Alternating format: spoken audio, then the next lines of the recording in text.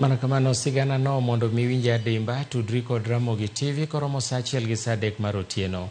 Apisa mawuok e bod mochung' ne jamni omako jago moro mawuok Singor e kachung' od bura ma Chepalungu ma osebedo kawuondo jopith jamni ni en laktar molony e thiedho jamni.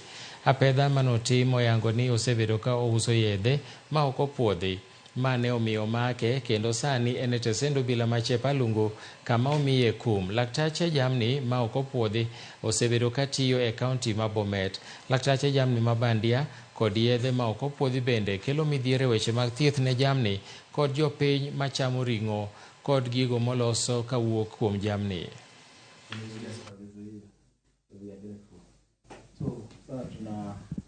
We managed to visit and actually managed to get the suspect who was actually in the process of going to treat animals.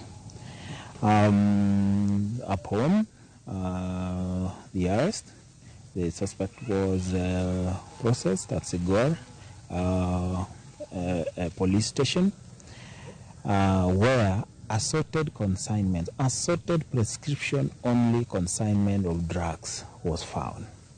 It is very unfortunate that such kind of drugs are ones that can only be issued by a registered veterinary surgeon.